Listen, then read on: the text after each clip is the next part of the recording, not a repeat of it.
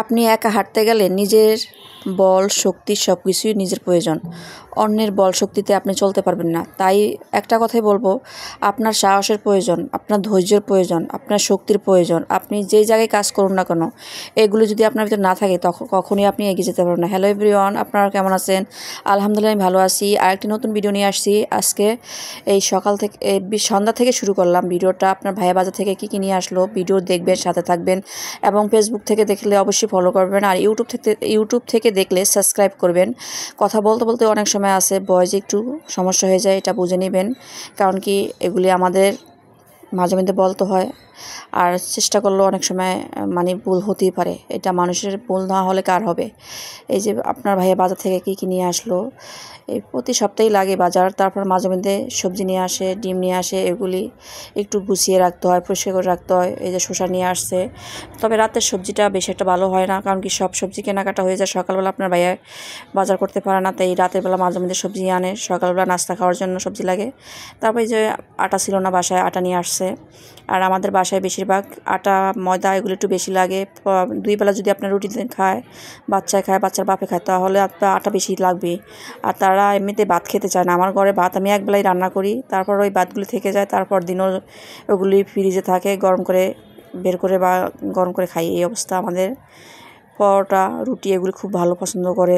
রুটি দিয়ে আপনি ময়দা দিয়ে আপনি যা তৈরি করেন তাই বাচ্চারা পছন্দ করে, বাচ্চার বাপে পছন্দ করে। এই তো তারপরে সকালবেলা চলে আসলাম নাস্তা টাস্তা খাওয়ার পরে। এই তো দুপুরে রান্নাঘরে আজকে একটু বেশি কাজ, দুপুরে রান্না। তারপরে আজকে আদা রসুন বাটা ছিল না, সেগুলিও কাটলাম, সবজি কাটলাম, এবং মাছ কাটা ছিল না, মাছও কাটলাম। সব তো আর আপনাদের দেখানো সম্ভব না। 2 ঘন্টার ভিডিও আপনারা চেষ্টা করি 3 মিনিট বা 4 মিনিটের মধ্যে শেষ করার।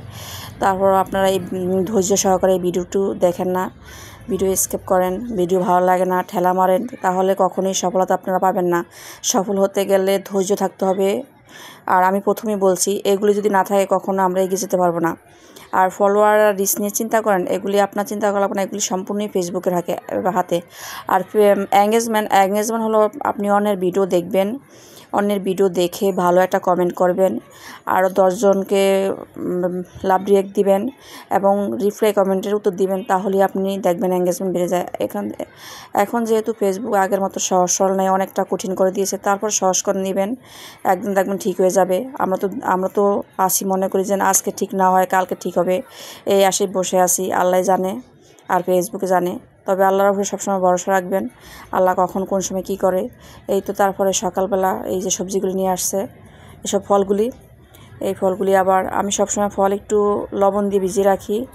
আর দেখেন কত পদের ফল নিয়ে আসছে। এখন তো যেহেতু ফলের সিজন, সব পদেরই ফল পাওয়া যায়, তবে আমটা একটু ভালো লাগে না, আমটা ভিতরে কাঁচা থাকে, একটু টকটক লাগে। ড্রাগন বা পেয়ারা বলেন, এগুলি একটু ভালো লাগে। এগুলি একটু ফেকে বয়স দিতে আসছি, গলা শুকিয়ে গেছে, দেখছেন কী অবস্থা। এগুলি তো ক্যামেরার পিছনে কত কিছু হয়, একটা বয়স দিতে গেলে কত সমস্যা, কতবার মোবাইল কাটতে হয়, কতবার যে ভিডিও এডিট করতে আসলে অনেক সময় সমস্যা হয়ে যায়, বয়স দিতে গেলেও সমস্যা হয়ে যায়। তারপর একটু বুঝতে নেবেন, এটা সবারই হয়, এটা একলা আমারই হয় না। এই তো বিকালে একটু বৃষ্টি, বাইরে দেখতেছি বৃষ্টি। আর আজকে অনেক দিন যাবতীয় হালকা হালকা বৃষ্টি, আজকে 3 দিনের ভিতরে। তারপর একটু পাকড়া তৈরি করলাম, চালের গুঁড়া দিলাম, কর্নফ্লাওয়ার, সাথে একটু মশমশা করার জন্য ময়দা ব্যবহার করলাম, যাতে একটু মশমশা হয়। একটু ঝাল ব্যবহার করলাম, কাঁচামরিচ। আগে বাচ্চাদের জন্য মরিচ ছাড়া ভাজলাম, তারপর আমি পরে মরিচ দিয়ে বেশি করে ঝাল দিয়ে ভাজবো, কারণ কি যেহেতু বাচ্চারা ঝাল খেতে পারে না, জন্য আগে বাচ্চাদের জন্য তৈরি করব, তারপরে আমি আমার জন্য মরিচ দিয়ে তৈরি করব। আর সবাই সবসময় ভিডিও দেখবেন, পাশে থাকবেন। যেখান থেকে আমার ভিডিও দেখছেন অবশ্যই পাশে থাকবেন। আমিও চেষ্টা করি আমার সামনে যত ভিডিও আসুক, পোস্ট আসুক, আমি চেষ্টা করি। অনেকে বলবেন যে না আপনি আমাদের কমেন্টের রিপ্লাই দেন না, আমাদের ভিডিও দেখেন না। আরে ভাই, আমাদের সামনে আসতে হবে তো। ফেসবুক যখন সাজেস্ট করবে আমার ভিডিও আপনার সামনে যাবে, আপনার ভিডিও আমার সামনে আসবে, তখনই আমরা করতে পারবো। এর বাইরে অতিরিক্ত কিছু করতে গেলে কমেন্টের ব্লক খেয়ে যাব, তারপরে আবার ফলো বেশি করতে গেলে ফলোর ব্লক খেয়ে যাবো। এই জন্য আমাদের অতিরিক্ত কোনো কিছু করা যাবে না। আর আস্তে ধীরে কাজ করুন, সফলতা আসবে। ধৈর্য ধরে থাকুন, আল্লাহর উপরে ভরসা রাখুন, তো ইনশাআল্লাহ এগিয়ে যাবেন। সবাই ভালো থাকবেন। আল্লাহ হাফেজ।